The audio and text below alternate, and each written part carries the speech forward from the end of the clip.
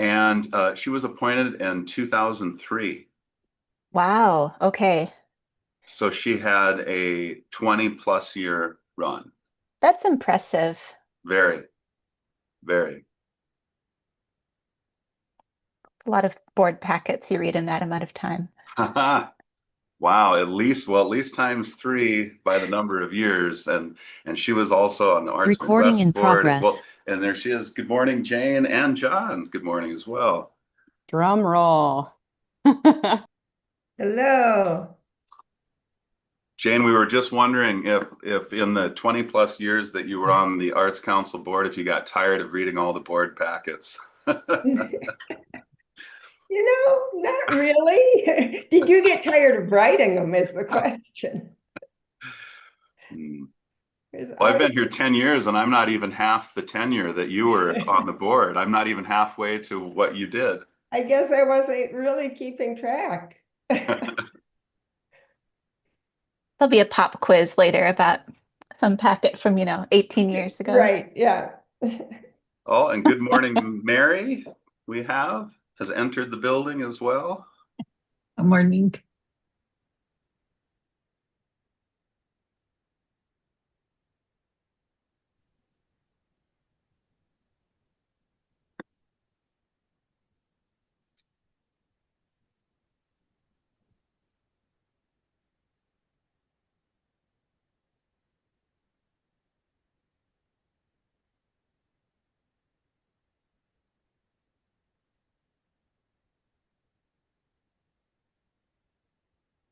Oh, and I think Joanna has as well. Good morning, Joanna.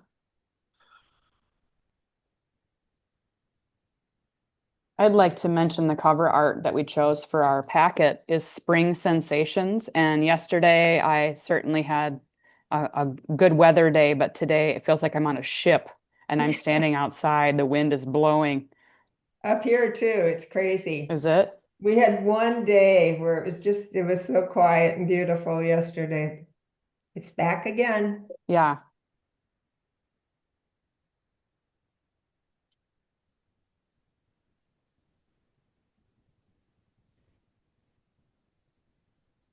Boy, and as we are about to cross the threshold to meeting time, if I've missed anybody that's coming in, I'm sorry. I'm trying to say good morning to everybody, but it looks to me like we already have a quorum, I believe, which is great. But I better get to a different view to confirm that.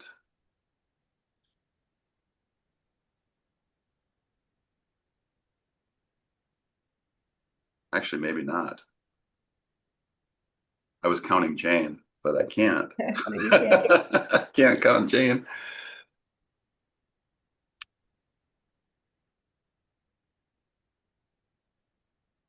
How many do we need? For a quorum, we need 6. I do know that Greg Hansen won't be able to join us. He's selling seed corn. Yeah, he says he's been very extraordinarily busy, and he did contact me and he sent his regrets. How about Missy? Anyway, as far as I know, she plans to join, but. And Tim, our newest board member, also did accept the invitation to be here. And I was just texting with him yesterday and he planned to join, so. Yeah, we may just need to give we'll just a little wait. bit more time. So we're hearing windy across the whole state. We can confirm that that's true in Pierre as well, right here in the center portion.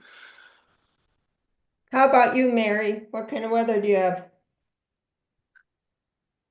Yesterday it was 92 or 94 or something. I don't know. It's ridiculous. I don't know why it had to be so hot. And, and then it's only supposed to get to 80 today, but it's a little bit breezy today, but not too bad so far. But I didn't even look to see if it's supposed to be what other than I just wanted to make sure it wasn't going to be 90 again. That's too soon for 90-degree weather. We hope it blows up some rain again. Yeah, that would be great. And Missy has joined us. Good morning, Missy. Good morning. I'm so sorry. I'm having internet issues. I've got someone who is a tech that's going to come out to my house maybe in the middle of this. So I'm just on my phone. I hope that that's all right. Absolutely. Yeah, no problem. As long as you can hear us okay, I think you should be all right. Okay, sounds good. I'm going to keep my video off just because, well, it feels like a very awkward angle. So Yeah, no I'll worries just at all. Thank you for joining us. We appreciate it. yeah. Oh, thanks for having me. I'm excited.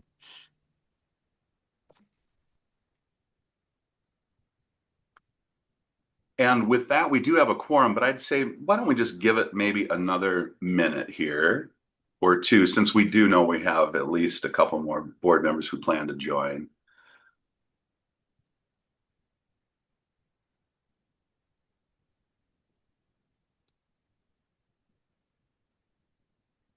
We had very similar weather yesterday. I don't know if it hit 90 in Pierre, but if it didn't, it was darn close. Very hot and windy, and it felt more like an August day. It was just, the spring has been so strange. It's either hot and like a blast furnace, or we've had a couple of those perfect spring days though. And I will say that it sure makes you appreciate them. And Mother's Day was one of them. I don't know what it was like in the rest of the state, but Sunday was just a perfect day, at least here in Central South Dakota. I got a chance to go out and grill on the deck for the mothers in my life that were around, and it was just lovely. And a happy belated Mother's Day to all of you on this call. Greta, did I hear that you might need an umbrella in Minneapolis today? I sure hope so. You know, we have a drought here. Well, I don't know if it's officially a drought, but I'm a gardener and everything looks so sad. You know, there's only so much you can do with a hose. Like, we just need actual rain, please. So if I need an umbrella, I'm going to be thrilled, but I'll believe it when I see it. Yeah. Do you do both flower gardening and vegetable gardening? Yeah, I do both. Mm-hmm.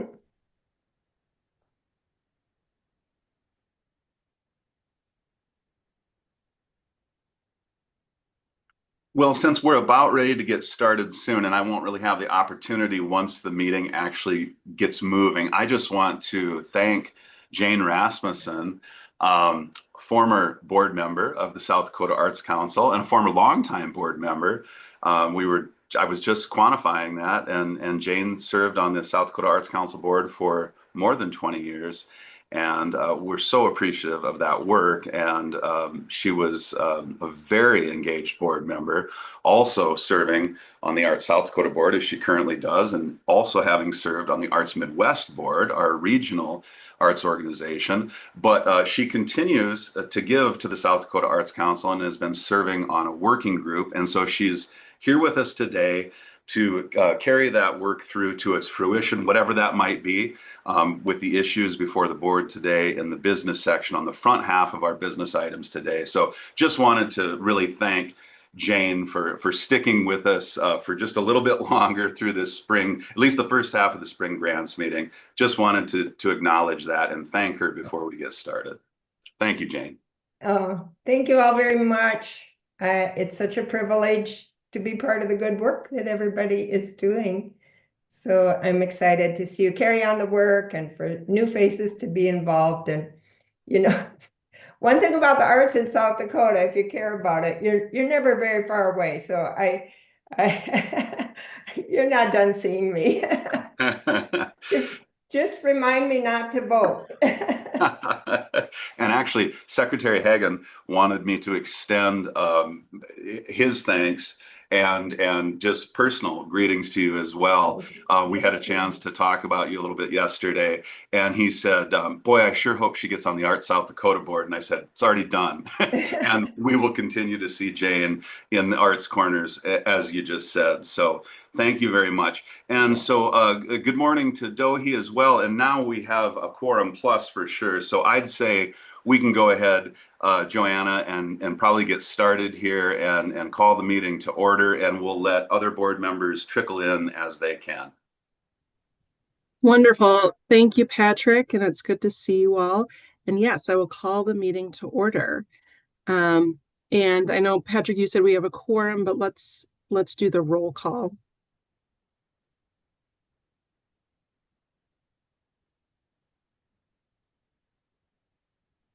Is that Joanna, Kate? I'm glad to do that with the list in front of me if that's acceptable. Thank you so much.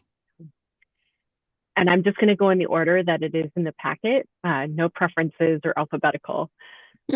Mary Bordeaux. Here. Dohi Kim. Here. Sarah Mulder. Here. Missy Sinner. Here. Joanna Lawler. Here. John Mogan. Present. Kristen Rogair. Present. Just so I'm not missing anyone, Tim Meager. Greg Hansen. Joshua Spies. And Jim Walker. Thank you. Thank you, Kate.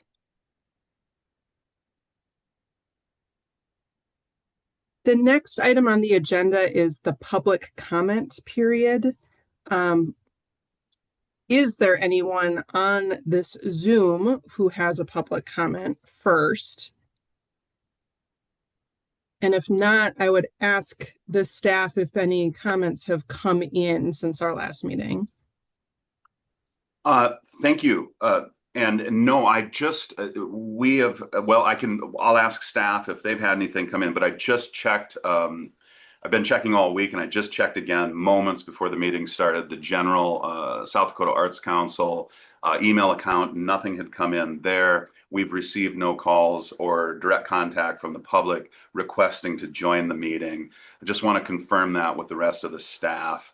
And it looks as though they're nodding affirmatively that we have had no contact from the public for comment or to join the meeting. All right, thanks everyone. All right, then has everyone had the opportunity to review the minutes from the last meeting? This would be back in October. If so, I would entertain a motion to adopt those minutes. So move. Thanks, John. Is there a second? I'll second. Thanks. All those in favor, say aye or raise your hand. Any opposed? Seeing none, I believe the motion carries, so those minutes are adopted. Dohi, are you able to do your treasurer's report? Yes, I can. Thank you. So yeah, I'd like to provide a quick update on where we currently stand fiscally for FY26, including funding overview, distributions to date, and a few operational highlights. So first of all, we have secured 1.16 million in federal funding, matched 1-to-1 again, resulting in more than 2.3 million in combined program support. We have pushed the second round of payment in January and requested the third round this month.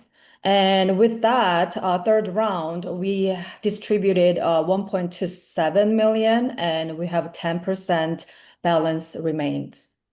We have about 300,000 budgeted for artists in schools and touring artist grants.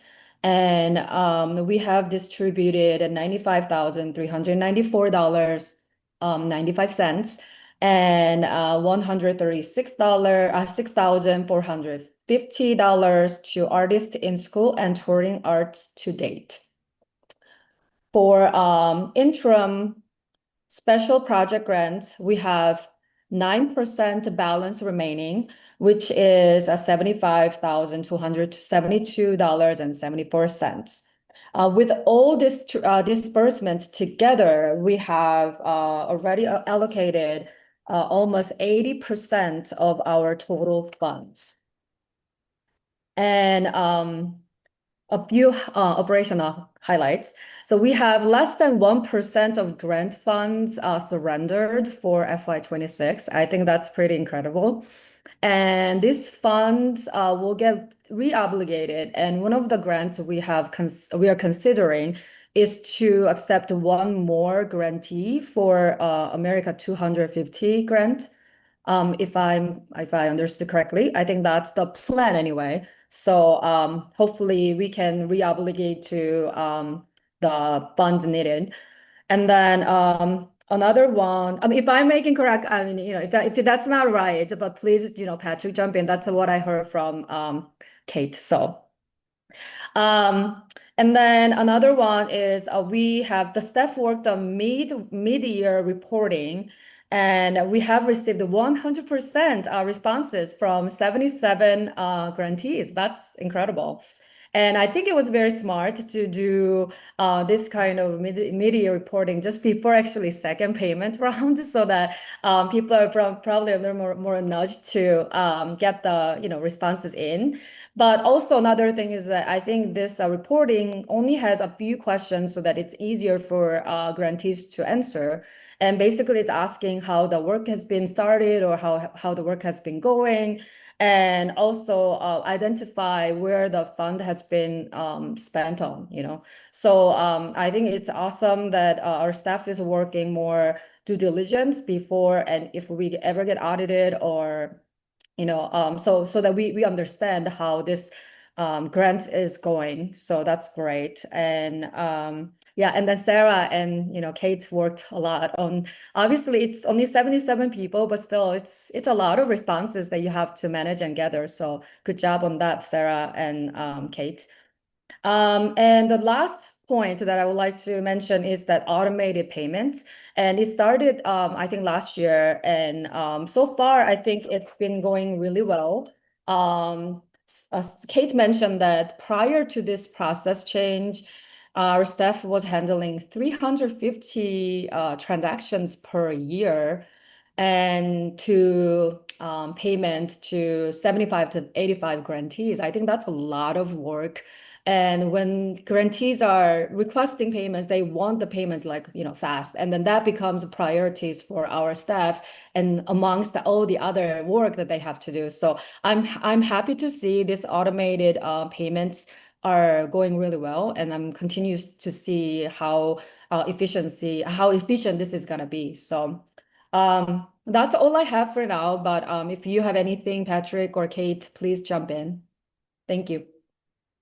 Madam Chair, if I may, I just wanted to say thank you, Do-hee. That was wonderful, and I just want to point out that I think this kind of illustrates this treasurer's report, the continuation and even enhancement of some of the efficiencies that the grants team has been building into the operations here, and just showing how we continue to do more with the same team and the same staff that we've had, but things continue to run smoothly. And I also want to acknowledge that a brand new board member, Tim Meager, has joined us. And so hello, Tim. Before we move on to the business of the day, we just all want to say hello. Thank you. He's coming in from Sioux Falls, yes? Yes. Okay, welcome. Thank you. Great to be here. Madam Chair, back to you. Thank you, Patrick, and welcome, Tim. And thank you, Do-hee. This is some really exciting information about, it reflects, yes, like Patrick said, some of the success we've had the past year. Are there any other questions or comments about the treasurer's report? All right. Then I think that we can move on. The next sort of section of the agenda has to do with our partners at 8 Bridges. So I think at this point, I will turn this over to Greta. Thank you. Yes, it's great to be here this morning, and I am here to talk a little bit about the 6 issue briefs that address proposed changes to the 2 roster programs.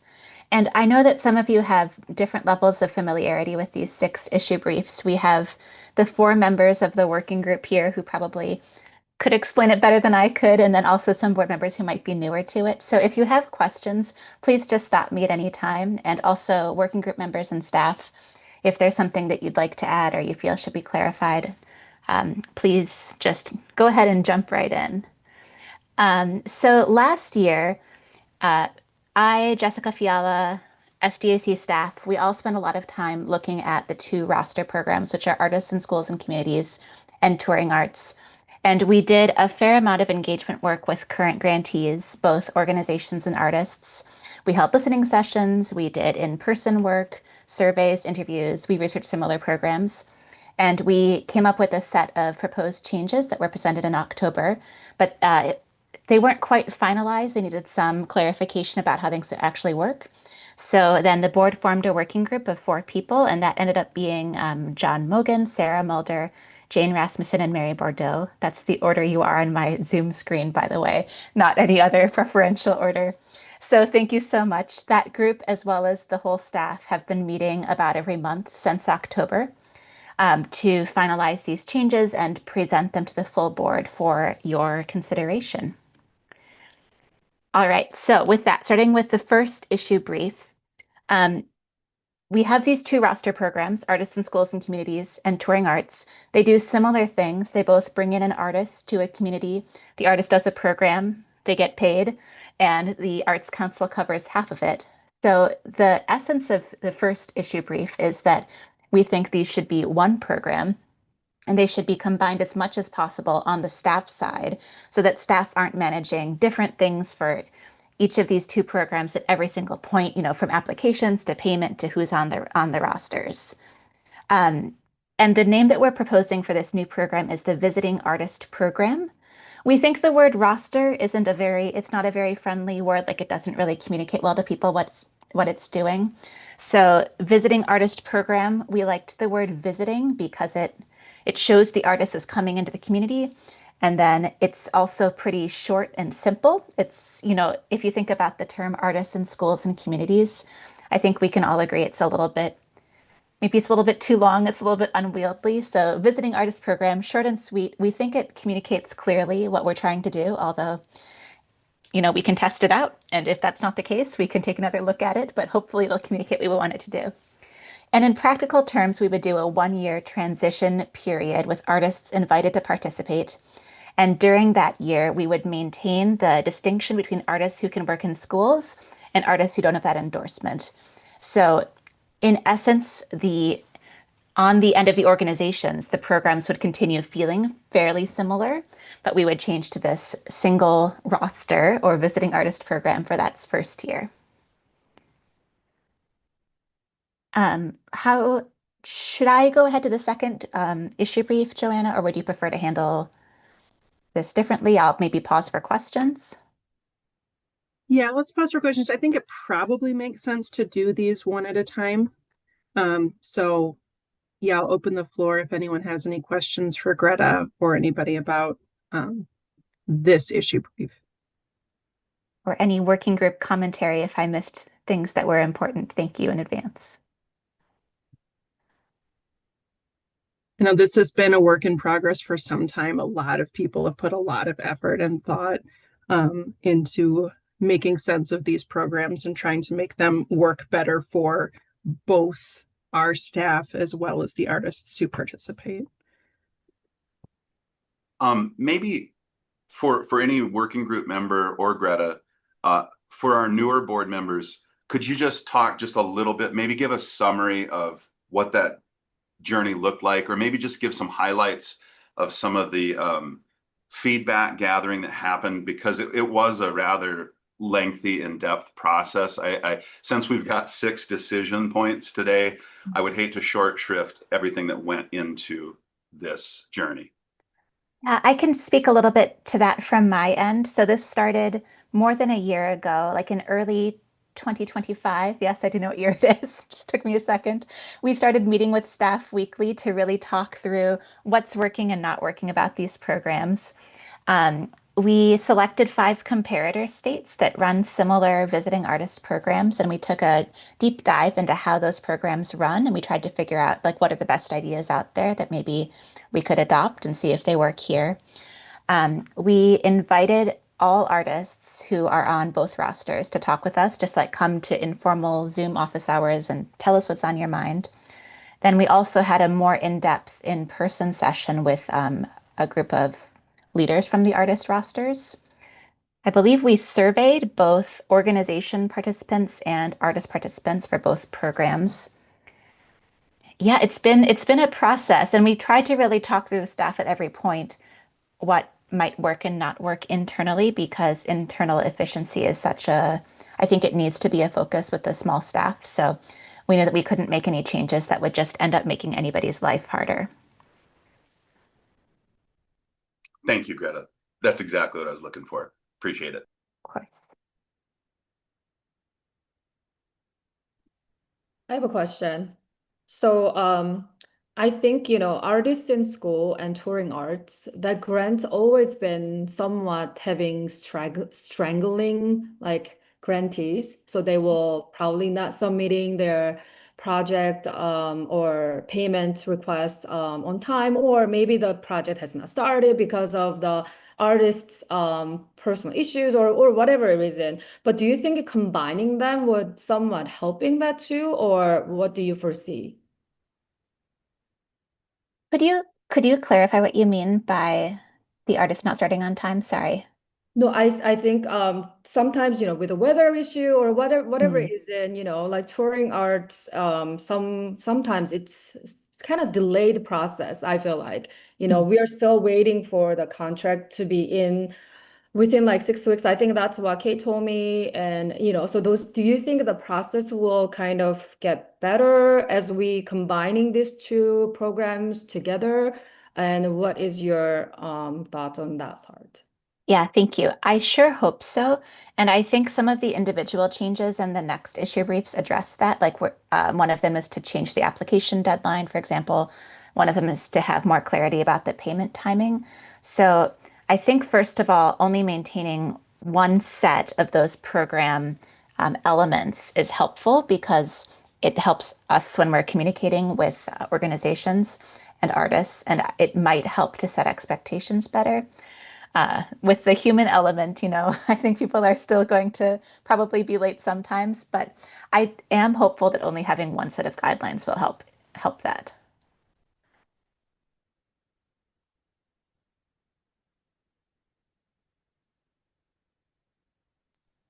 And Madam Chair,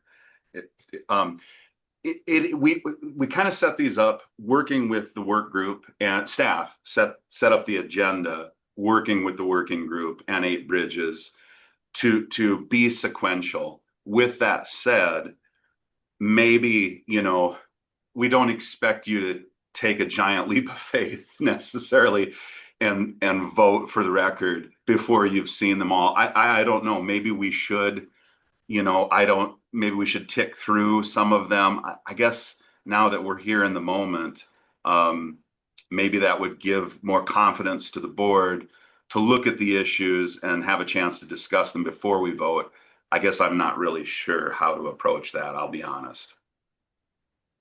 Sure, I think that would be fine. This section of the agenda is reserved for these different topics. And so I think if we want to go through each of these issue briefs and then circle back and take whatever action item is needed, I think that would be completely acceptable. So to completely reverse what I just told you, Greta. Sorry. Whatever works, it's all good. Are there any more questions or discussion on the first issue brief, or is it okay if I go on to the second one? Just pause 1 second. Okay, so moving on to the second one, which is called application timing. So these two programs currently have completely different rules for when you submit your applications to the Arts Council. Touring Arts is currently rolling, and Artists in Schools and Communities has an annual deadline. So it's a pretty huge difference on the staff side. We talked through a lot of different options with the working group about how we could handle a single deadline for the new visiting artist programs. And ultimately what we're proposing here is a monthly deadline, or sometimes we've said 12 deadlines a year to clarify that it's once per month. And the deadline would be on the first of the month, and you'd be required to submit your application the month before your event. So let's say you want to host an artist in February. That means your application is going to be processed January 1st. It's due by January 1st. So this is more flexibility than the current annual deadline for AISC and slightly less than the current rolling deadline for touring arts, with the thought that it will at least give staff the knowledge of, okay, the first of the month is when we're going to see all of the applications, and we can process those once a month. And I will pause for working group additions. Any questions, discussion?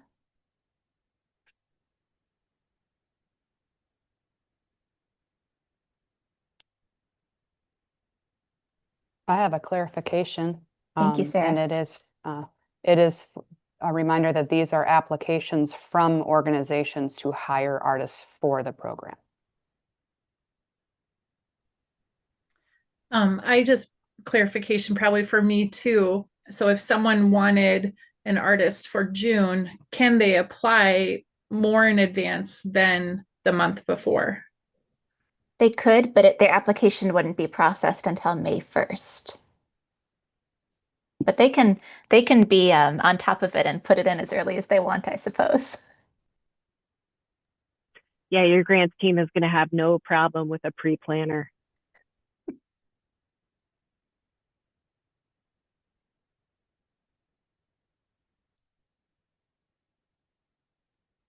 Oh, Jane, I think you're muted. There Okay. you go. But just to follow up on that, they won't actually hear until after that, until the month before. So they can plan, but the assurance won't necessarily be there. That's correct, Jane. I would add, just as a point of clarity, we have no idea how this program is going to go. We hope that we see an uptake in interest and application, and it runs all the way out of money. Right now, we don't have a good system in place to ensure that all the work that people could be doing is actually being done. So we're really hoping that with these 12 monthly applications per year, that mechanism is in place to ensure that good work can continue throughout the entire year until that budget is spent. And we will continue to find cash in the seat cushions and fill those coffers as well as we're able to do until we hit the end of the fiscal year.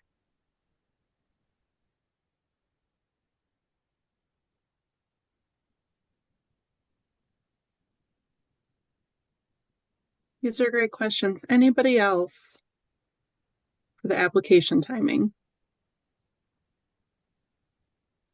Okay. Should we move on to the next one? Great. Yes. So payment timing, it's letter C in the packet. This is the next part of making the two programs function as one, the timing of when payment goes from SDAC to the organization. So staff are one important part of the payment process, but they don't control the date when the payment actually arrives to any grantee. So knowing that, and knowing that sometimes payments will arrive after an artist has already done their engagement, the working group talked about this, and what we are proposing is that we establish that as the expectation. So the expectation would be that payment arrives after the organization has already paid the artist and it comes as a reimbursement. And that would be really clear on the application form up front. The benefits of doing it that way are clarity. We can say, like, your payment will come, it'll come afterwards. We can get better, possibly, evaluation response rates because we won't have to be doing any sort of holdback or bothering people for an evaluation. It would just be, you send us your evaluation and we will send you the payment. And then simplicity, both programs would work the same way. The trade-off, of course, is that a small organization would be required to pay the artist at the time of the event, after the event, and then be reimbursed later. But we discussed that at some length First of all, we think that's already happening because we don't know when payments arrive. And second of all, we think that if we set that expectation up front, that can be reasonable. Working within the state system, payments will just take a little bit more time than they might in other systems. And that's one of the realities that we have to structure the programs around. Anything I missed from the working group or any questions?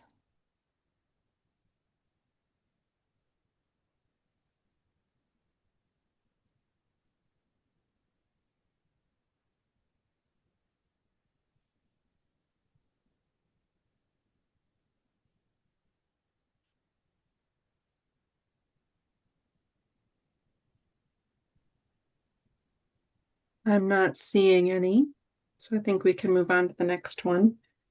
Great. So in your packet, it's D, touring arts structural change. This is maybe one of the larger changes being proposed by these 6 issue briefs. So under the current touring arts program, how it works is an artist applies, they estimate how many tours they think they can do in the grant period, and they receive an amount of money. They don't get it right away, but as they tour, they draw down against it. It's an imperfect system because people can underestimate, people can overestimate. It's really hard to say how much you're going to tour over the next 2 years because who knows how the future will go. So what we're proposing is that instead of the artists applying, the organizations would apply. And that's the same way that it works currently in artists in schools and communities. So we would have the 2 programs now operating in the exact same way. I think it's important to note that all of us who have worked on this, we don't want to limit any artist's ability to tour or to access funding. Like that's not where this change is coming from. We want them to be able to tour as much as they currently are, maybe even more under this new program. It's just that the structure of how the money flows would go differently so that the 2 programs could match and work more efficiently. And acknowledging that this might not be a popular change with current touring artists, and that they might have to do a little bit of work to help guide organizations through the process, because they are really good ambassadors, I think, in most cases of SDAC in their communities. Staff and the working group are proposing a $150 payment upon completion of their first engagement under the new Visiting Artist Program. And that's just to show that we know that it took some time for them to figure out how the new process will work and maybe walk organizations through the application. And that I think as part of the communication with them, it will help show them that there's still a strong commitment to touring artists. It's just that the program might work in a different way. Anything I missed here or any questions?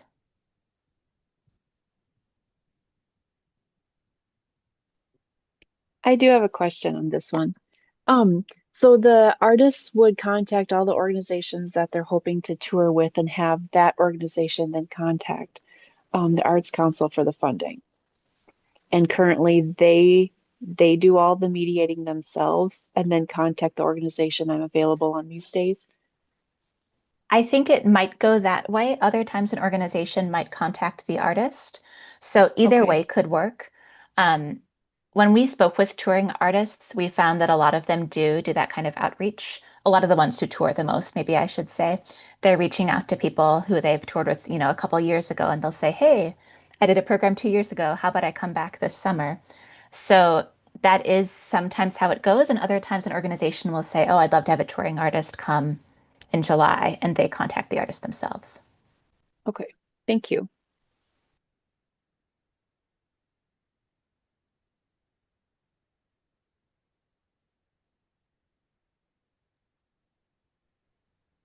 Any other questions or comments about this topic? All right. Okay, so moving on to E in the packet, the requirement for prior confirmation. This is a proposed change that came really strongly from feedback, both from artists and from organizations. There was an existing system for artists in schools and communities that required SDAC staff to sort of mediate the process of which artist was going to work with which organization on which date.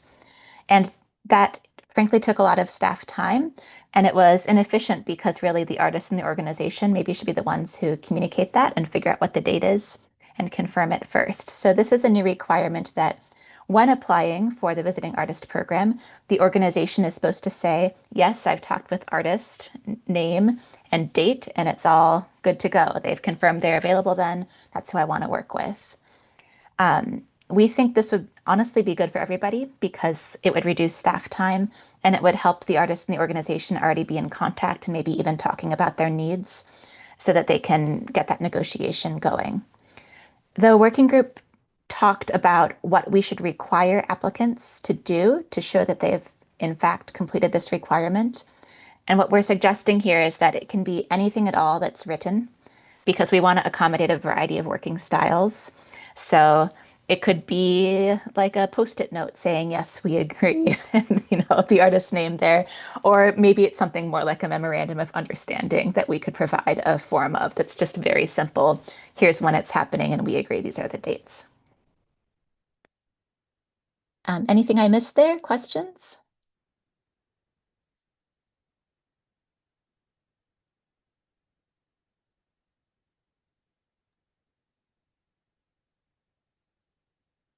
All right. I think we can move on to our last one, I think. Yes, this is the last one. F in the packet, the roster artist travel payments. So this is the final big thing to synchronize between the two programs, how artists are paid for their travel.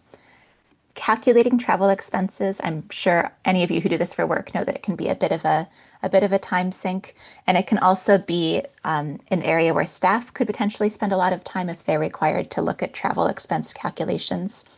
So the goal of this proposal is to avoid that and not spend staff time thinking about how much a hotel should cost at a particular time of year in a particular city. We're proposing that the artist and the organization negotiate directly, and they say on the application form, travel costs X, and then the Arts Council in most cases pays for half of that. We would provide a link to the state rates. There are state hotel rates that artists are eligible to use so that they could have those for their reference. But we wouldn't be requiring that those are followed in all instances if the artist and the organization agree.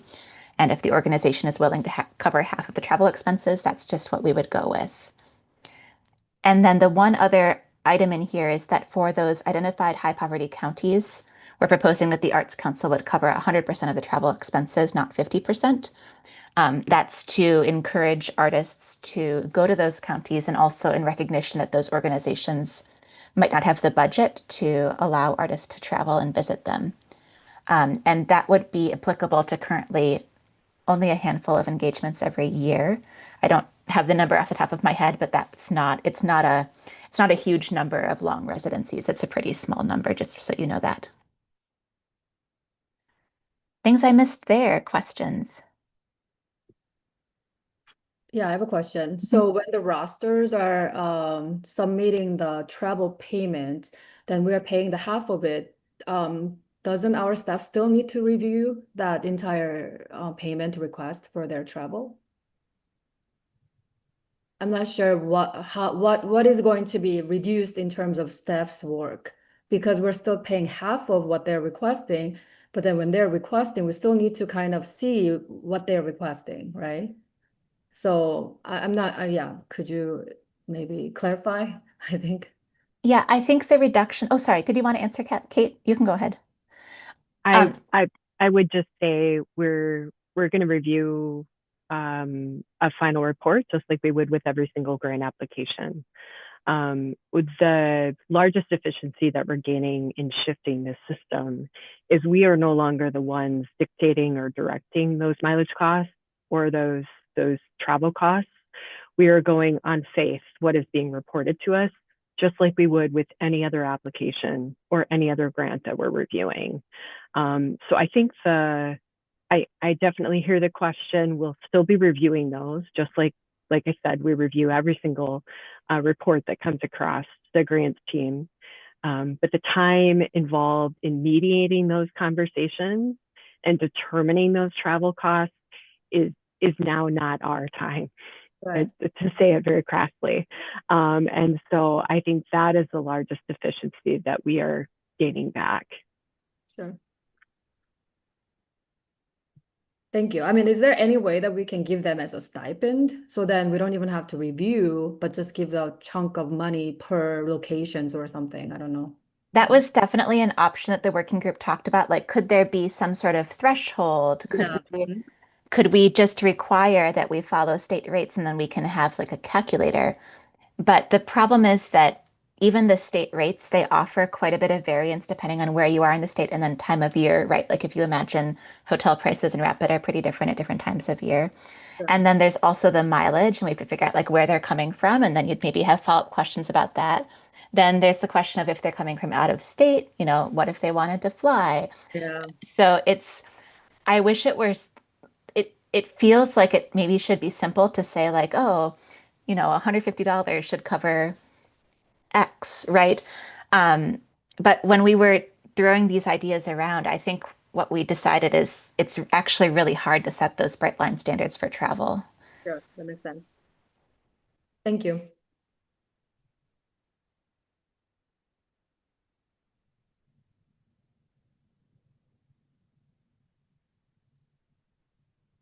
Thank you, Greta, and thank you to the working group for all of this. Clearly, a lot of time and thought and effort went into these proposals, and so we appreciate those efforts. And yeah, I think Patrick was right that it does make sense now that we have an overview of all of these proposals as a whole. I think that'll help us consider each one going forward because they do all fit together in different ways. So that being said, I think we can now go back and consider each of these proposals individually. First, I guess I'll open up the floor to see if anyone does have a question or a comment about the proposals as a whole before we launch into our action items. I have just one comment, Madam Chairman, and that is, yes, if you could have listened to the conversations, everything seems so circular and there's so many ways to come at it. And I would really like to commend Greta and her group for bringing such clarity to our conversations and to the whole project of gathering information over the last year and more. I'm really impressed with the clarity that you brought to it, Greta. Oh, thank you so much, Jane. And I really appreciate that you and the other working group members were so engaged and on top of everything and ready to talk about things. So it's been a good process, I think.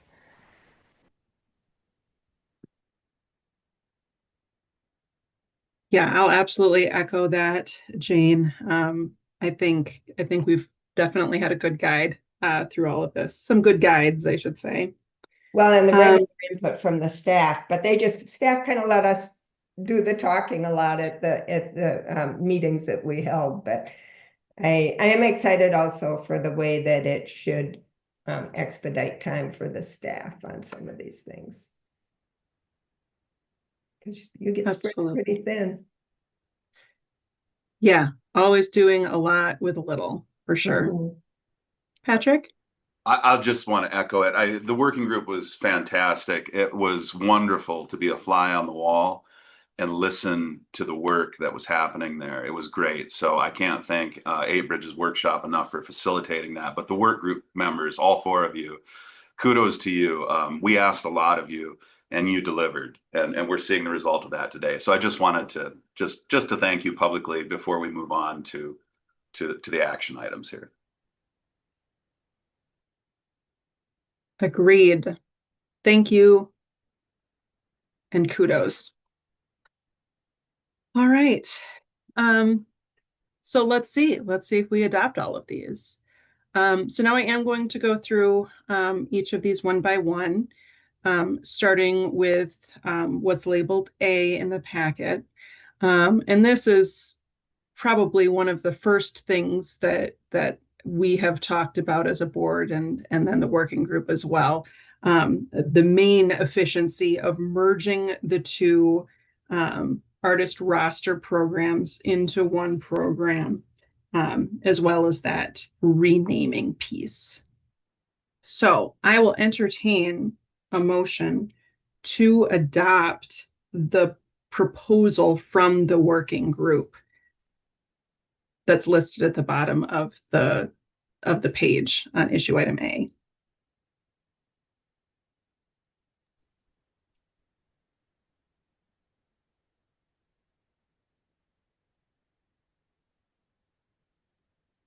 Do Or if we're not I- ready to do that, if we want to I- have some discussion first, we can do that as well. I don't know how appropriate it is as a working group member to Madam Chair?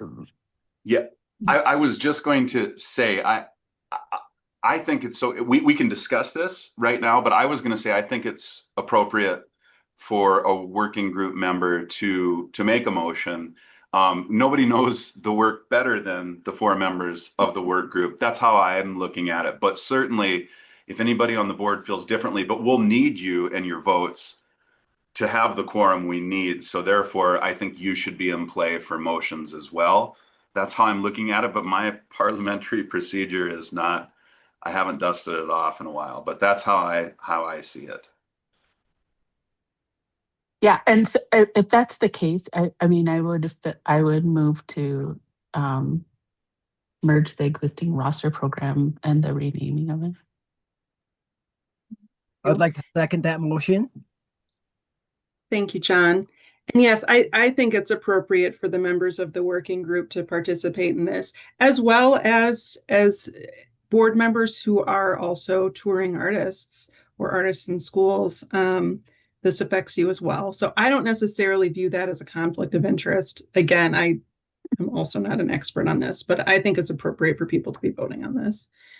So with that said, we have a second. Any discussion before we vote?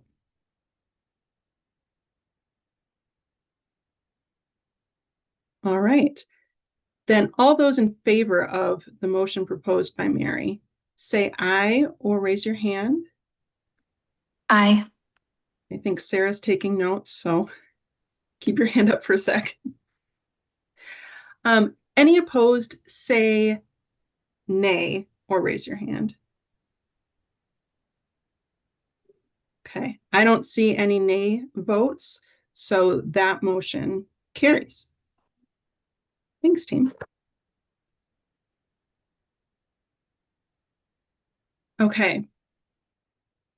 The next issue, letter B, the timing of the applications. This is the one where there would be 12 deadlines the first of the month throughout the year. I would entertain a motion to adopt this proposal that's on the bottom of the page of the B issue brief.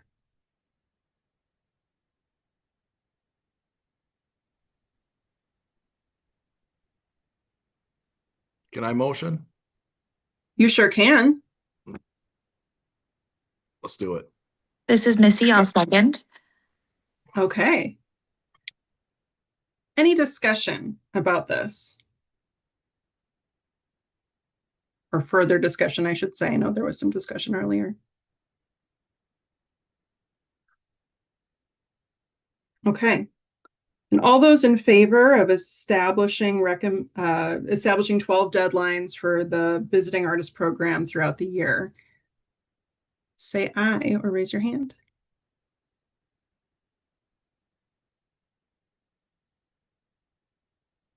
Okay. Any opposed, say nay or raise your hand.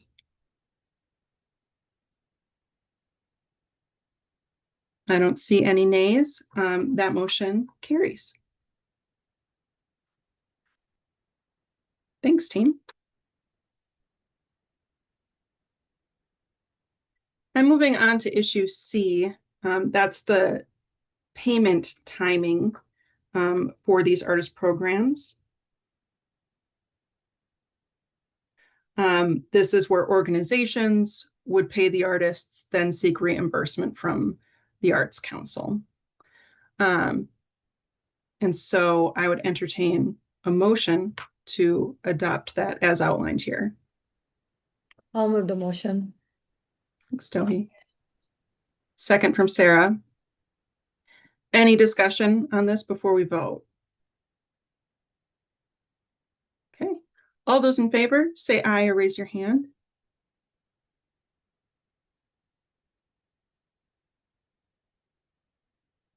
Any opposed?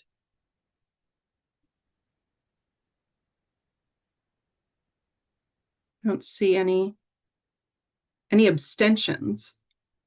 I thought I saw someone who didn't do either. Okay.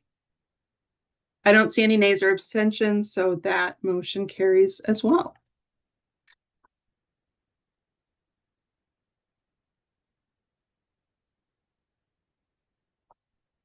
Okay. Our next item is item D, the touring arts structural change. This is the issue where host organizations will be the ones applying for the funds rather than touring artists themselves. Again, aligning how these two programs work as we merge them. That said, I'd entertain a motion to adopt this structural change. All right, thank you, Mary. Second from Tim. Any discussion or points or debate before we vote on this?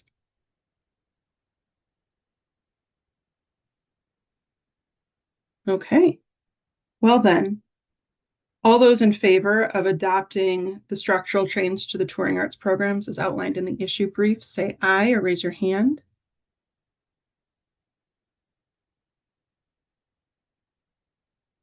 Okay. Any opposed, say nay or raise your hand.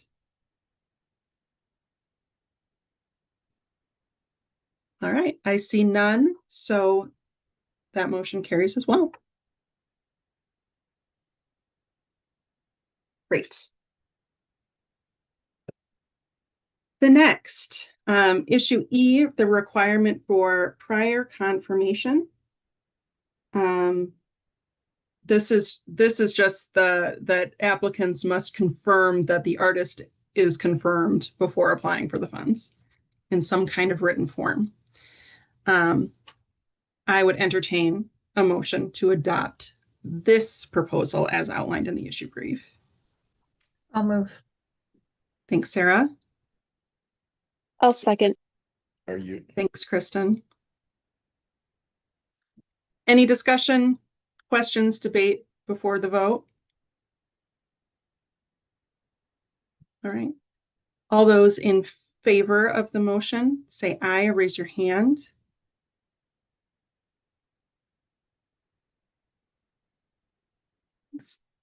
And any opposed, say nay or raise your hand. I don't see any, so that motion carries as well.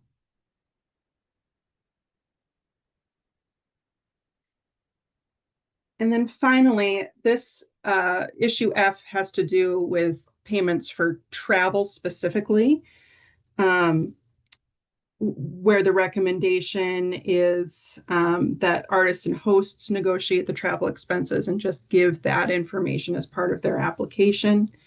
It would also, I believe, increase travel cost reimbursement to 100% for touring artists going to high poverty counties.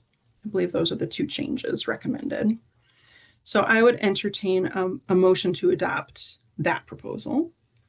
So move. Thank you, John. Is there a second?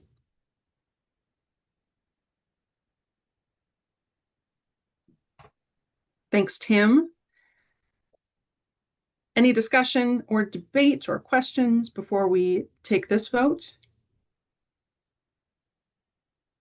Seeing none, all those in favor say aye or raise your hand.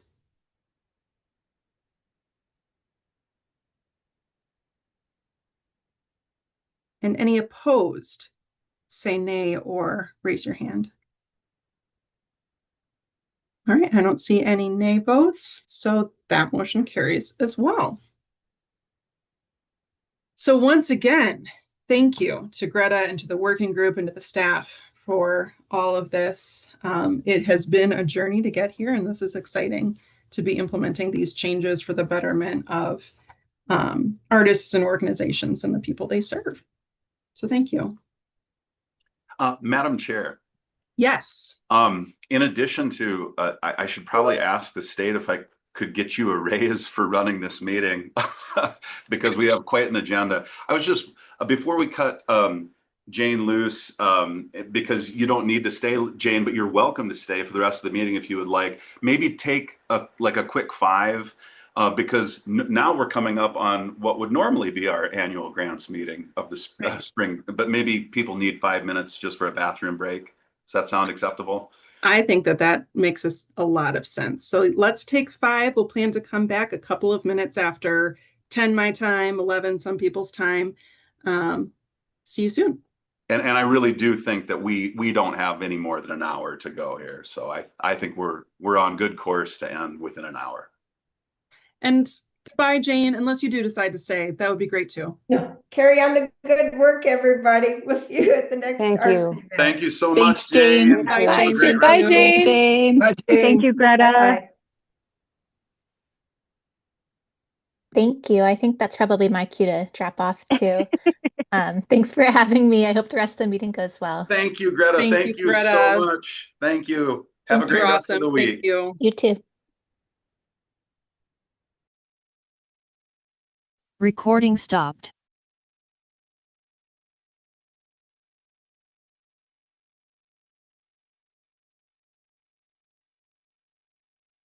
Hi, Tim.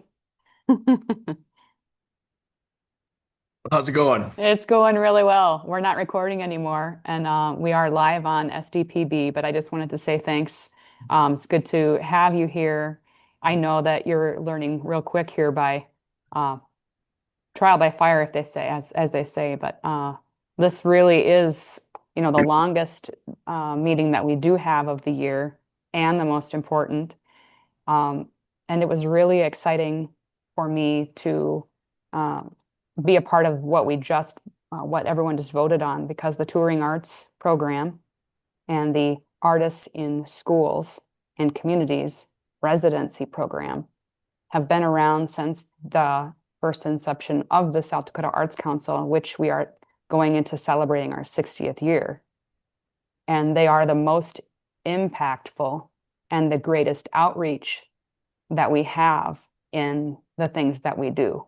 Through all of our grants that we give every year, the programs, the money that we give to those artists to reach the most South Dakotans is the most important. So it was just really rewarding for the time that it took to really think about all of the ins and outs and the ups and downs of those programs to come out with a good benefit for everyone. So thanks for listening, and thanks for your vote. And Yeah, it was well organized and thought out.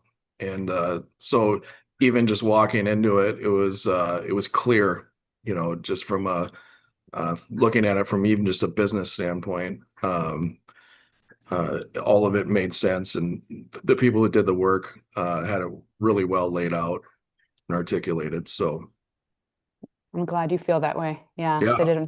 they all had a lot of thoughtful and real hard questions, and we're glad to have the chance to make changes as our artists grow, as the state changes, as the artists change, as we change. do you It's mind? a big change. Do you mind just briefing me quick on the traveling artists? And because this is actually one of the first times I've heard of this.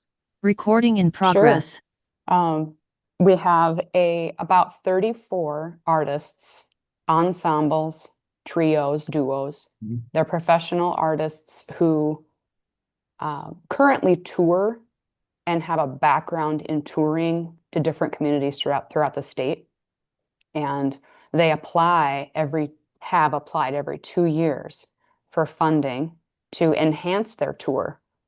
The point or the mission of the program is a handshake with our mission as the South Dakota Arts Council to get quality arts programming to every community in the state or every county in the state. Yeah. And with that, you know, they say, what do I want to do with my money this year and next year? I'll be able to hit 10 shows, let's say. I don't know, hit 10 communities. That's what I'm able to do. So they'll apply for the amount that it might take them for their estimated 10 communities. And so then it goes through the panel process. The grant, just like every grant that we have, it is scored. And then they are awarded X amount of dollars. And they can then plan the rest of their year knowing that they've got this much money. We hold that money for them. And then they go to hosts, or hosts contact us, and a whole bunch of different ways that happens, that the artist and host talk to each other. We have an online contract they fill out. It's submitted. It's an agreement to use grant funds that the host will pay the artist on the day of the show, and we pay the artist directly out of their fund. So it's a half and half. It's a match. Yeah, it's a really good incentive for organizations across the state that are 501c3 nonprofits, cities, counties, state and tribal, to host artists, to bring them to their community. It's that match that we provide. It's fun to see community events happening where the whole community is able to attend. It's for open public events. I hope that helps. No, that actually connects everything, and then reflecting on everything we just voted for, it makes even more sense. Good. Yeah. So Tim, are we back? Are we broadcasting here, Sarah? Or? We continue to. Oh, okay. Yep. Well, I guess since we haven't called the meeting back to order, so Tim, just as an example, you could take, let's say a person picked up a new Marshall amp and had some really sweet guitars. They could apply for the now newly christened Visiting Artist Program and be a member of that cadre and tour around the state of South Dakota. That's awesome. Let's just say, hypothetically. Yeah, hypothetically, that person probably played their Marshall for breakfast. Very good. Very good.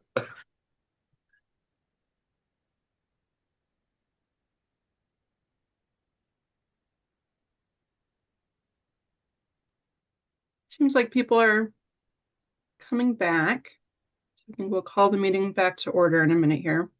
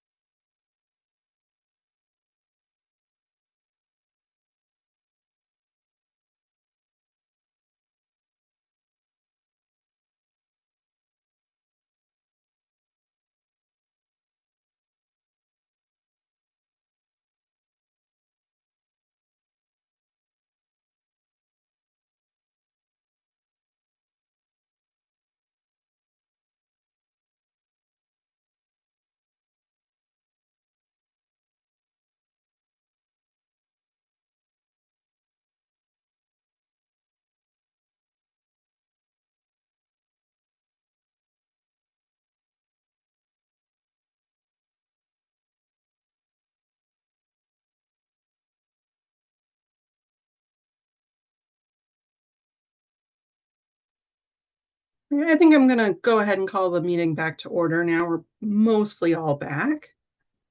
Thanks, everyone. Next on the agenda, we're diving into reviewing grant panel recommendations. And I think Kate is going to be giving us a panel review summary. Yes, thank you for that, Joanna. You all received a high-level summary of the panel process for this year, and I'll just go through and provide an even higher level summary of what you've all already reviewed. So just quickly, again, we're reviewing applications that were submitted by the March 1st deadline through our online system.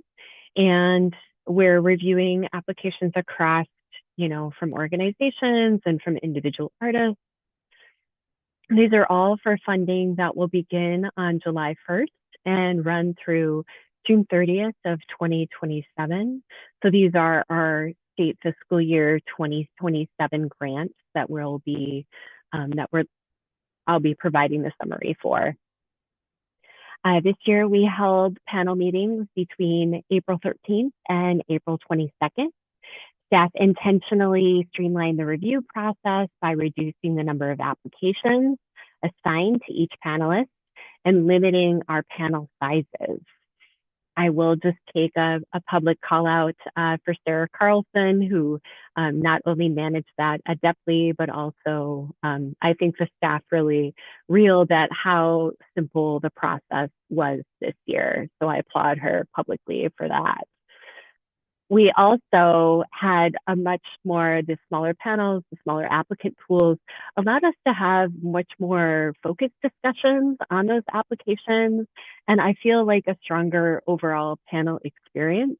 We will be serving panelists as soon as we can gather ourselves back together and start to take in some feedback from panelists on how that process went for them, if there's changes that they would like to see in the future. And I would anticipate some of those conversations coming out at our summer meeting. So staff may have some questions for the board at that time on the panel process and panels in general, and we'll be happy to explore that further in the future. Again, panels review applications across artist grants, project grants, statewide services, and our newest category of support, general organizational support. Funding recommendations reflect strong statewide demand and continued investment in both individual artists and arts organizations. For individual artist opportunities, panels recommended 10 artist career development grantees, 4 artist fellows, 2 collaborating artists, 3 traditional arts application, 3 traditional arts apprenticeships, and 3 artist project grants. You'll see specific budgets for organizational support included in the packet. And I'm happy to answer any specific questions that any board member may have about our panel process this year. Just as a reminder, we are here today to discuss our budget for fiscal year 2027 and not publicly discuss specific applications or specific applicants.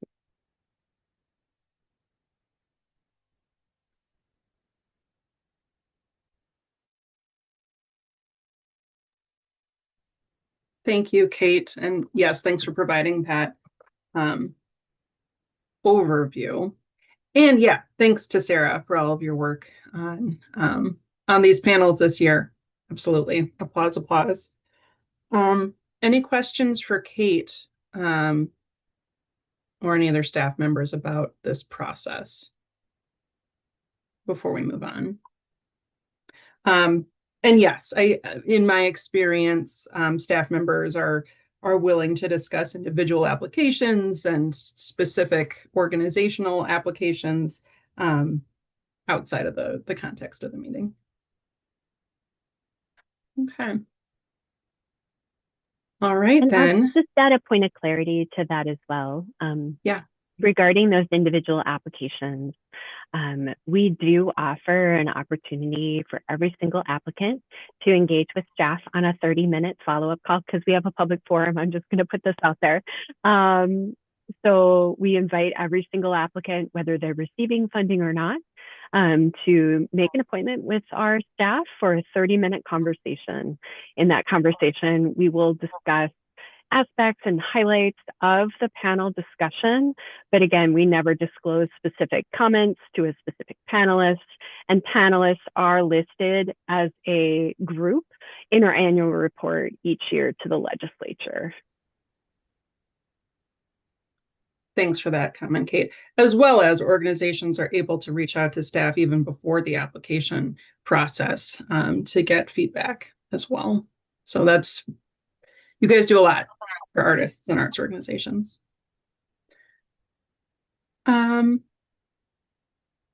Patrick, then I think I'll hand it over to you to give us the budget summary. Okay, thank you, Joanna. And I'll just also take this moment to welcome board member Jim Walker, who has joined us. So welcome, Jim. You're here just in time for the main event here, as far as taking a look at the panel recommendations and also the fiscal year 27 grants, initiatives, and special projects budget. So just to kind of walk the board through, in your packet, this would be, for me in the PDF, it's page 17, but on the agenda, this would be number 6B. So if you take a look at the budget, that cover page is just the budget as line items. So what it's showing is on the income, it's showing what the state, what we intend to kick in just specifically for grants, initiatives, and special projects, and then showing from the National Endowment for the Arts what we expect from them through our state partnership agreement. And so you're seeing there the state matching funds. What you're not seeing, we have to match dollar for dollar, but we go beyond that match. So we additionally match through funds that are for personnel, for other things that you're not seeing. So we almost match 1-to-1 just on the grants itself, so like a cash match. So we actually exceed that 1-to-1 match. And I will tell you that part of the reason that we don't discuss specific grant applications or awards is that we don't even have our state partnership in hand. So when we come to this meeting annually, we are projecting what we're going to get from the NEA, but I will tell you some good news that the intent to award did drop just a day ago, I believe. Maybe it was Monday. And we were almost right on. So I worked with Kate this year and Holly from the grants team on the budget, and we were only off by $2,000, and it's to the good. So if they follow through, and there's a number of things we have to do to accept that state partnership award. So I don't want to jinx anything here. There's still a number of steps that we have to take, but we're right in line with where we thought we would be. So this grants budget is a pretty solid prognostication of where we will be on the income level. So that's what you're seeing on the income. Otherwise, in expenses, you're seeing basically what Kate just reported on. You're seeing enough funding there to cover the fellowships, to cover the artist career development grants, to cover the traditional arts apprenticeships, to cover the collaborations that were recommended, the artist collaborations, to cover project grants, both on the organizational side and the artist project grants that were recommended by panel, as well as general organizational support recommended by panel, statewide services grants recommended by panel. Visiting artist program, we were hopeful for adoption by the board. And since you have adopted the newly christened visiting artist program, we are recommending funding at a level of $325,000 in the first year. That is actually an increase over what we have done in the past with the two programs. So that's, and I don't have a percentage in front of me, but that is a notable increase. So we're very hopeful that the program will be successful, even in its first year of piloting this new concept. Interim grants, I'm going to jump now to everything below that line. So from interim grants on down in your packet, and you can ask questions, you can read and dive in at your leisure. But I'm going to move now to page 18, the next page. Interim grants, no change there. But what I'm recommending is interim grants, $20,000 for the budget for FY27. You'll recall that a year ago, through also the work that we're doing with looking at all of our grant programs, we had a recommendation coming out of early work with 8 Bridges Workshop to combine all of our interim grants into a single point of application to simplify things, but we still cover the same areas that we always have. That includes providing technical assistance, professional development, just arts opportunities. So think of that as like a mini project grant. We still help fund arts excursions, and we still help arts educators facilitate arts education opportunities in their classrooms and in schools. Any questions about interim grant funding before I move on to the next category? Okay, also, we discussed already the Visiting Artist Program, and at a $325,000 funding level, a little bit more in your packet on that. But again, that is an increase over how we were funding the Artists in Schools and Communities program and the Touring Arts program, for example, for this current fiscal year.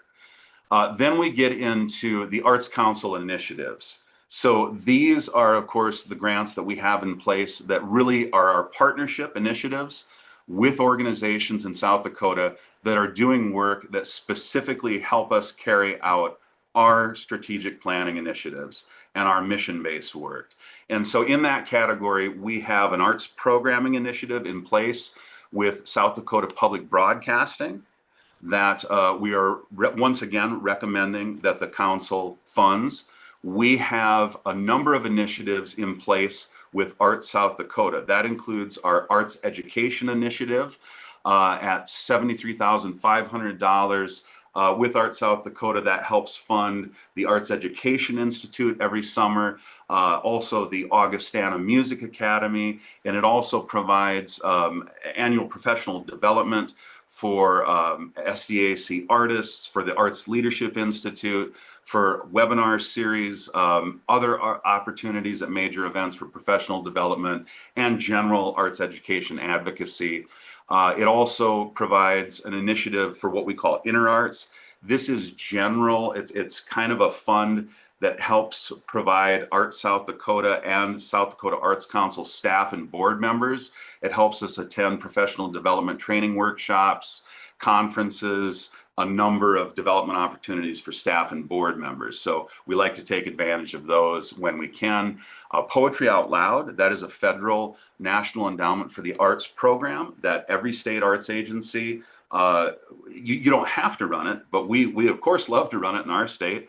In fact, you'll see later in your reports, and I probably won't speak on this orally since we don't really have a whole lot of time for reports today, but we just had South Dakota's own Damian Dean, a senior at Sioux Falls, Washington, was the runner-up, the national runner-up this year, just a couple of weeks ago in Washington, D.C., got second place and earned $20,000. So clearly in South Dakota, we have a tremendous track record in Poetry Out Loud and want to continue that program. So that is, Arts South Dakota helps us facilitate that program with just some spending. So Poetry Out Loud, Public Awareness Initiative in place with Arts South Dakota, that's a really important one. That helps us with so many different things, everything from arts reporting in Arts South Dakota magazine to the summer arts journal that has been coming out in recent years. Just recently on South Dakota Public Broadcasting, we had Dalton Coffey and his Panorama video series that is paid for through this partnership activity. They just ran a special. And if you haven't seen these, you need to go to the Arts South Dakota website and check them out. These videos spotlighting artists across South Dakota, just wonderful. So we've done a number of series of videos highlighting the arts in South Dakota through our partnership in public awareness with Arts South Dakota. And there are so many other ways that, you know, arts events, arts opportunities across South Dakota. There are many ways that we partner with Arts South Dakota, not to mention some high profile events, Governor's Awards in the Arts, the Arts Conference that we just had a couple of weeks ago. We hold this every 2 years in Rapid City. 2 years we will be back in Sioux Falls, and so on. And then finally, the Traditional Arts Program, also a federally funded program through the National Endowment for the Arts. Most of you on the board are aware that Annie Hatch is our folklorist on contract who manages that program for us, but we run it in partnership with Arts South Dakota to make it a more fluid and accessible program. So those are the Arts Council initiatives. that corner of the budget. Any questions there before I move on to kind of the final section of the budget, which is special projects?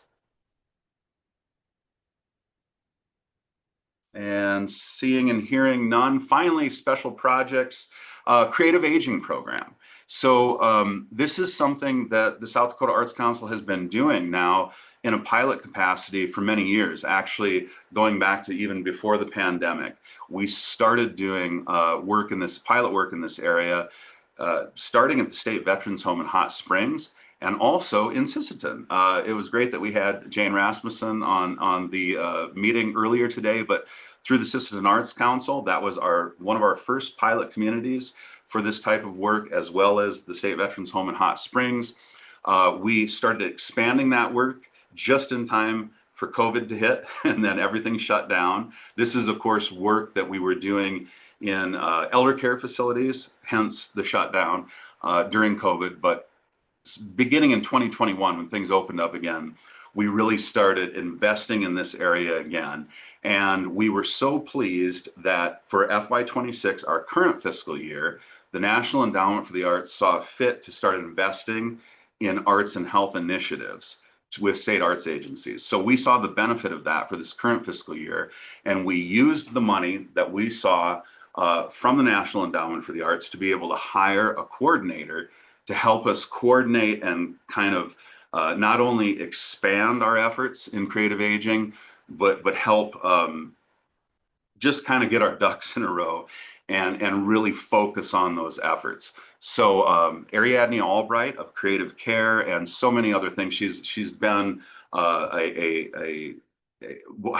it's going to be hard for me to get away from saying roster artist. She has been one of our teaching artists, endorsed by the South Dakota Arts Council for many, many years, but she does tremendous work in this arena. She was also largely responsible for our pre-conference that we just had ahead of the South Dakota Arts Conference that focused on a arts and wellness intensive that led up to that. So she is now kind of heading up our creative aging efforts. She and I are working together on that, but she is really taking the lead on it. And that has allowed us to continue to expand that work. So now we are out to 7 different communities, and we're also offering direct grants to artists who are working in the same area. So working with older adults in South Dakota. And so that's what you're seeing there. And so next year we're proposing taking that money from the federal government and then adding what we've been investing as a state to date and actually increasing it even more. So we expect to see $50,000 from the NEA, and then increasing, we've been investing roughly $60,000 to $70,000 as a state over the past few years. We want to increase that to about $80,000 for a total investment of $130,000 next year in fiscal year 27. Art for State Buildings, for those of you who have been on the board for a number of years, this is very familiar to you. This is our annual budget for our public art program. And we love the program, but we keep it at $20,000. That has just kind of been the traditional budget for the program, and there's some statutory reasons to keep it at that level. So we're recommending $20,000 again in FY27. And then finally, administrative program support. This is a line item in the budget that we like to load some money into there. It helps pay for a number of things that support our state arts plan or our strategic plan. So it can change from year to year, but part of what that covers is time study for a couple staff members of the South Dakota Arts Council that federal funds help pay for parts of our salary. It also is going to help with, like in FY26, it's help pay for a website redesign that I'm excited to say you're going to see that launch very soon. And coming up this next year, it's going to help with, for instance, we're going to dive into a strategic plan refresh. We have a 5-year strategic plan. We're at that midpoint right now. So we're going to be working with consultants to kind of refresh that, look at new ways to approach the latter half of the strategic plan and better ways to report out on our progress to you as a board, but also our constituents across the state, as well as we're bringing on a brand new grant software platform. So it help pays for a number of things like that. And I'm only just, scratching the surface there. So that's what administrative program support is. It's just a number of things that help us carry out our state arts plan. Any questions on those types of items in the budget that aren't just specifically grants?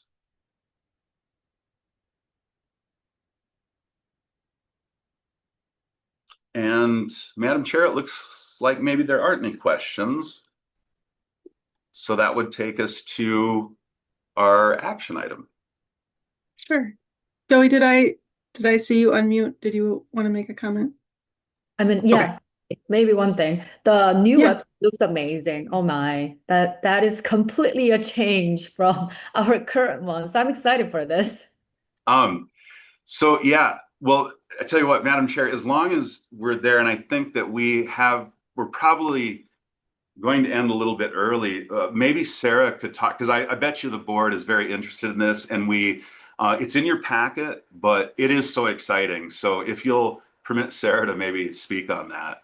Absolutely. This has been a labor of love. At least that's what I'm going to say for Sarah for as long as I can remember. So yeah, you want to tell us more about it? Thank you. And thank you. And thank you for letting us do this, Patrick. And we've had a lot of support from our board. We've had a lot of support from our constituents. And going back in time, I remember when I was a constituent applying for grants. So for that reason, I'm very glad this is getting updated. Everything that I need to say is written in that report. That's the best and most efficient way I can cheer this on, other than when we release that for your test, which is in the forthcoming month. So that's the drum roll that I'd like to keep you in suspense with. I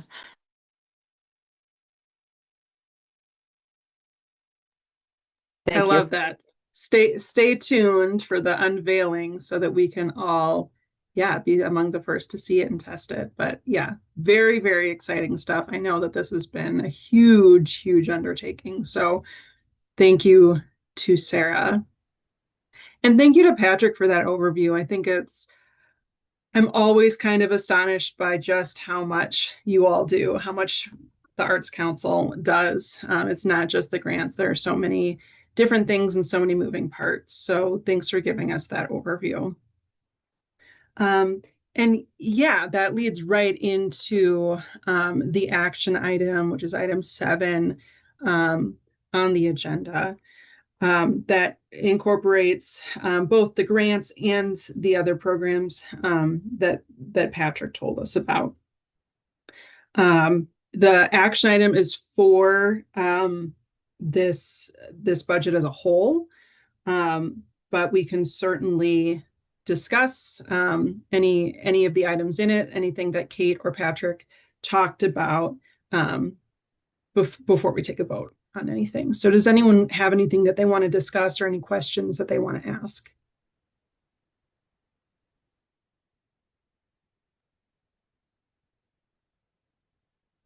Yeah, certainly. And just to make sure that like our new board members understand what the action item before you, and Joanna did say this, so I know I'm repeating it, and you explained it really well, but again, for new board, it took me a while to understand this. What you're actually voting for today, your action item regarding grants for fiscal year 27 is panels. All of our grant panels, 15 this year, already made they made recommendations for funding, and so they've put those forward. And so you as a board, what you're voting on today, or what we're asking you to vote on, is to approve this budget to fund all of those panel recommendations, as well as those additional items for operations that I did my best to explain in a very summary fashion. And again, you can read more in your packet, but I did my best to just at least gloss over it. So that's the actual action item. You're approving the budget to support all that work. Thank you for clarifying. That sounds wonderful.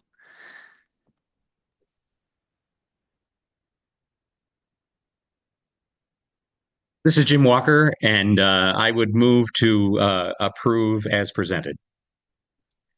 Great. Thank you, Jim. Is there a second to Jim's motion? I'll second. All right. Thank you.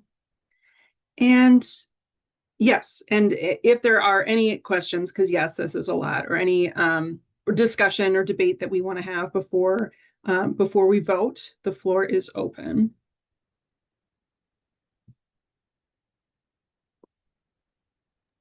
Okay. Seeing no one unmuting. I would just say, this is Jim Walker again. I would just say that, over the years, being on this council, been through this process a lot, and it's all of the stuff and the advances that we have made, and I know it may seem odd for new board members because they haven't necessarily been a part of all of the stuff that we've been doing, recently, but I just wanted to say that it is a process that all of those panels, there's an awful lot of work that goes into all of this. And I just commend the staff for, putting that all together and getting that all accomplished in order to, present all of this for the budget. Absolutely. Thank you, Jim. Yes, this one sheet of paper reflects the work of a lot of panelists, volunteers, the staff for sure. And so even though this is a really big number to be voting on at the end of the day, a lot of thought has gone into all of this. Anything else? All right, at this point then, all those in favor of the motion to adopt this budget, say aye or raise your hand. Aye. And any opposed, say nay or raise your hand. Not seeing any nay votes, so I believe we have a budget. Thanks, everyone.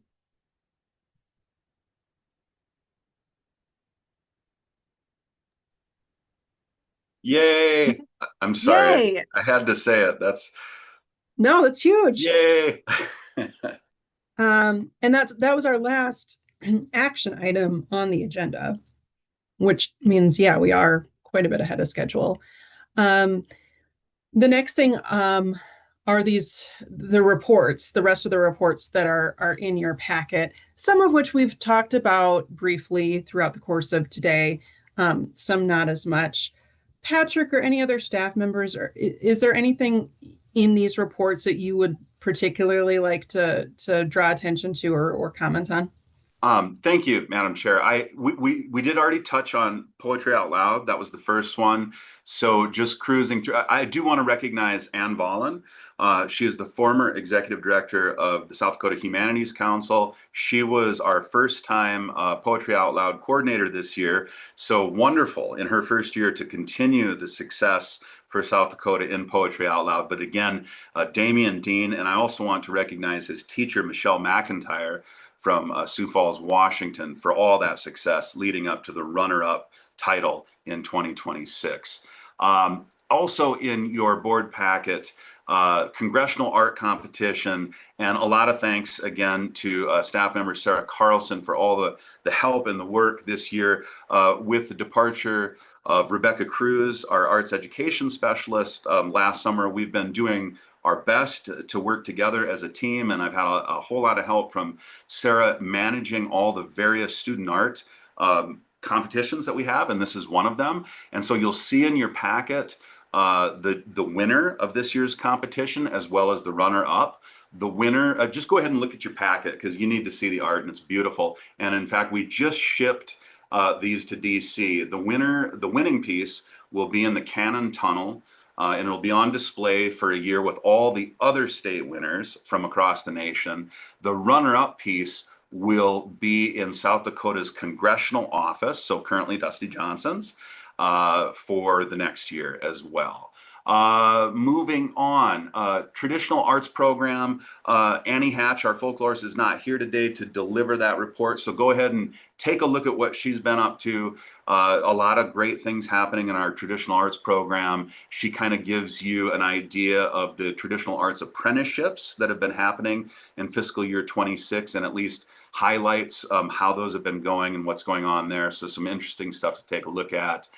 She also reminds us of the traditional arts apprenticeship exhibition that is available to bring into any community across the state. So I would encourage you to take a look at that. And it's super simple. They are banners that are about 6 feet tall. I believe that there are 4 or 5 of them. We had them at our arts conference. The last 2 arts conferences, as a matter of fact. They're very easy to set up. So if that's something that would be of interest to bring into your community, let us know or let Annie know, and we can get that to you. Then there's, I talked about creative aging earlier. If you want to take a deeper dive into that, this would begin on page 26 in your packet. There's a lot more information. So more information about Ariadne Albright, who is coordinating our creative aging efforts, Creative Aging South Dakota, heading that up for us now. Also more information in there about a grant we secured. So I guess I should have mentioned that. One of the first things we had Ariadne do when the transition from Annie Hatch managing the Art for Life community creative aging programs over to Ariadne to convert to Creative Aging South Dakota. And the 3 of us put our heads together and wrote a grant, and we were successful. So that's through the National Assembly of State Arts Agencies. I believe we received a $77,500 creative aging grant to help support creative aging activities, in addition to that $130,000 that you all just approved. So that's above and beyond that. So that will help support additional value added work that Ariadne will be doing, including things like podcasting, all sorts of value-added things over the next 2 years of programming. And then finally, we put out a press release a couple weeks ago naming the various artists in fiscal year 26, our current fiscal year, who have received direct creative aging grants. They're all listed there in the packet. And then Sarah, do you want to touch on Art for State Buildings? That's on page 29. I don't know if there's anything else I can add, but there is a link that's live there, so you can peruse on your own. That's where our online gallery is, and we're pretty proud of that too. Share with others and share with artists you know for next year's application. And we hope to be announcing these purchases that you see in the packet, so our fiscal year 26 purchases, by press release next week. So, hopefully we'll even get some media attention on that. And then, let's see, we move on. Website, you heard about that from Sarah already. Probably the most exciting of the reports. Then, let's see, moving on to, National Assembly of State Arts Agencies. Just take a look at that. If you're interested, they always put together a great little report for state arts agencies. You can peruse that on your own, click through to anything that is of interest to you there. I do want to point out that beginning on page 35 in your packets, Arts Midwest, for those of you new to the board, Arts Midwest is our regional arts organization. South Dakota is one of 9 states that belong to that region. It's a tremendous group. It really is. We're lucky to be part of Arts Midwest. And this is our return on investment report. So we get one annually. And just from the cover page, you see right there, based on our dues that we put in to be part of that organization, we see a 763% return on investment just on the dollars. And that's not even really speaking to the relationships, the networking, all of the value that can't really be quantified. So take a look at that when you have time, because there is some good stuff in there as well. And then finally, it closes with a report from Executive Director Jim Spears of Art South Dakota, talking a little bit about what's been going on with Art South Dakota. Of course, as you've seen, our partners in so many different statewide arts activities, not the least of which is the South Dakota State Arts Conference that we just wrapped a couple of weeks ago. Board member Mary Bordeaux was one of the presenters at the conference, and it just felt good. It was such a great conference. It was, we had this has never happened in the 10 years that I've been, I think this is the 5th conference I've been a part of. Over the 10 years I've been in this position, we've never had a sold out pre-conference. And we did 100, and we actually thought we were gonna have to cap it at 120. We must have let 10 more in, because I got the final numbers from Sherry Cosell from Art South Dakota. 130 we were signed up for the pre-conference on Friday. And we had activities all week leading up to that as well. Things that were happening, we had tours going on at Oglala Art Space, at Choctaw, just a lot of great things leading up to Friday as well. But Friday sold out at 130, and then there were over 200 people who were participating in the full day conference on Saturday. So it was just a great experience. So go ahead and read the report from Jim and Art South Dakota when you have time. And that's it for reports.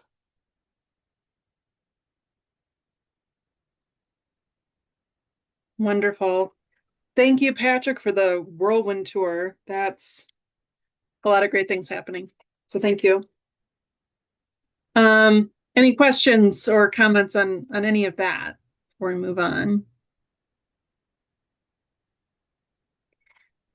Because I think the next thing to talk about is calendar for upcoming events for us.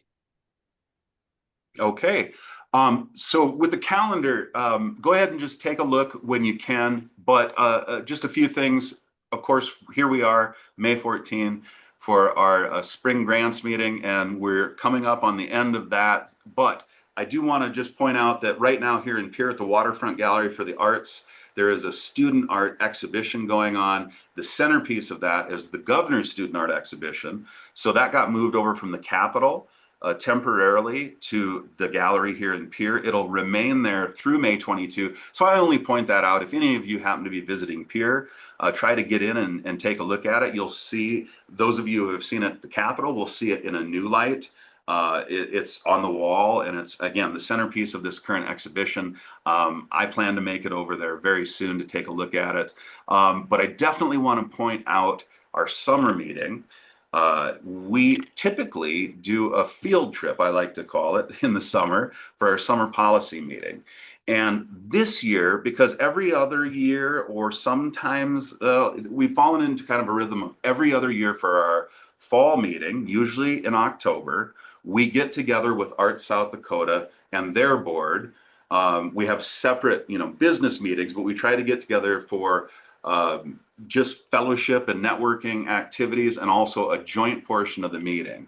And so we usually do that in Pierre. And this year we've decided instead, so if you'll look at that, you see October 21. We have plans to go to Mahpialuta in Pine Ridge for that joint meeting. So since we're going to travel for that one, our summer meeting this summer instead, it will be a travel meeting. There will be a virtual option, but it'll be here in Pierre. And so we have enough new board members too, that some of you haven't seen our offices, or some of you maybe haven't seen the Capitol, or haven't seen the Governor's Student Art Competition, or the public art program, Art for State Buildings, things like that. So there's a number of things we can show you, not the least of which is 1776. The musical that's happening in Pierre through Pierre Players this summer, being directed by Jay Mickelson. And so that will be an opportunity. If you're able to come in the night before, we can all get together for dinner. We can go to see the show and then have our business meeting the next morning. So I want to draw your attention again to July 24. Definitely mark your calendars for that business meeting. We will have a virtual option, but we would love to have you here in Pierre. And if you can come in the afternoon, evening before on July 23, There is going to be a great musical that we can all go to together and have dinner together. And again, looking way out ahead, October 21, we will be traveling. We'll have a board meeting in conjunction with Arts South Dakota, also traveling for that. So those are kind of the highlights of the calendar. One other thing I guess I should mention, right now, I'm not 100% sure about, so October 7 to 9, the National Assembly of State Arts Agencies. For those new to the board, that's our National Assembly. It's NASA with an extra A. So that's our National Assembly. That's our National Association. And we try to get to it, staff. We try to get to it every year. Almost always we do. This year, it's difficult to say. I've had, I don't know, I've had a lot of family medical issues and things I've been navigating, so I can't commit to it at this moment. I'd like to say I would go, but the reason I'm bringing it up is every year that there's a full assembly, that is open to board members as well. And NASA has been kind of changing the way that they do these national assemblies, but this year in Washington, D.C. is the gathering, and it is definitely open to council members as well. So be notified early that this is open to any of you. So be thinking about it. If any of you are interested in attending that, they provide wonderful sessions for council members as well as staff members. So if you are interested at all, let me know, and we will start thinking about planning for you to attend. And now I'm done. Can you tell I've had a few cups of coffee? Patrick, can you tell me about the painting that goes on in Eagle Butte? Is that happening again? Oh, that's the Red Can, yeah, Red Can Graffiti Jam. And let's see, my staff members are so much quicker than I am at Googling, but we'll see. We'll be in a race to see who can get that information quickest. I would imagine that is a yes. Look at that, It's Sarah. the 8 to the 11th. Yeah. Thank you, Mary. Okay, so yeah, it looks like July 10 and 11 is the actual painting, but July 8 and 9, they have mural painting and youth activities. And if you've never, for those who have never been there, and I have a couple of times, it's fantastic. It's wonderful. It is something to attend. It really is. I mean, it's something you can always see. That's the beauty of it. Anytime you pass through Eagle Butte, it's worth rerouting your trip to drive through Eagle Butte just to see. But it's best if you can be there when the artists are there, and to see that they have a youth mural painting component built in this year is really cool to see. But I love being there and being able to talk to the artists while they're doing the work. That's a lot of fun too. So thank you for that, John.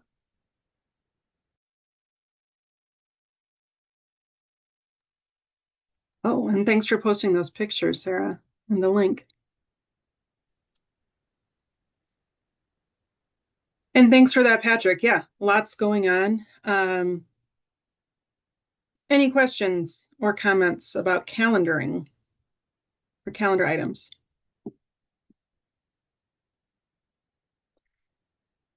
All right, I think we've covered everything. So unless anyone has anything further that they'd like to bring up as a topic, I would entertain a motion to adjourn with my thanks to everyone. I can second that. And I do just want to thank you for leading such a productive meeting today, and wanted to express my appreciation to the staff for your guidance through everything on my first board meeting. We're definitely in capable hands, so job well done, everyone. Thanks, Missy. I will absolutely second that sentiment. Yes, we're all in very good hands. Thank you very much, Missy, and welcome new board members. Brand new as of today would be Missy and Tim, And Sarah, this is your first spring grants meeting. So I'll just say that this is kind of like a double issue. Normally, we don't have this much business at a spring grants meeting. Normally, we're just looking at the grants, but we had a lot to cover today. So thank you for hanging with us through all of it. Appreciate it. This is Jim Walker, and I would just like to apologize, number one, for being late. Doctor's appointments are not always on schedule, and I apologize, and I look forward to meeting all of the new board members in person. Thank you. Thank you, Jim. Glad you could make it. Yes, me too. And yes, excited to meet everybody and get together in person sometime soon, I hope.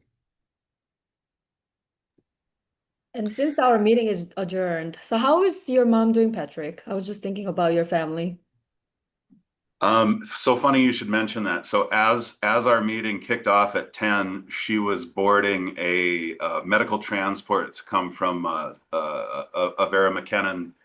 This is good news, actually. Okay, is it okay? Yeah, it's good news to come to Aventera here in Pierre for physical therapy and occupational therapy for a rehabilitation stay. So compared to where things were a week and a day ago, fantastic news. She's coming back to Pierre. So right now, in fact, yes. Yeah. Thank you all very much. I appreciate it, and I do appreciate you too.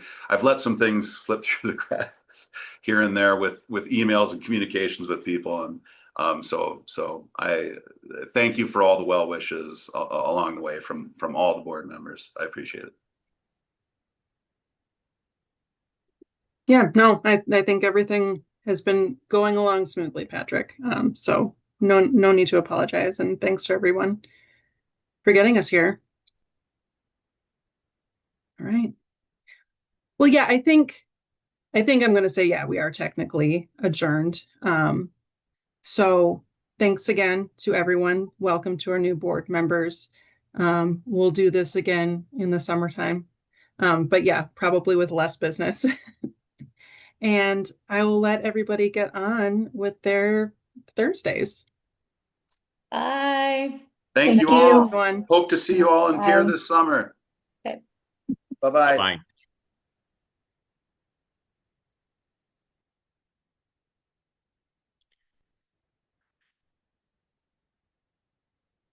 Bye.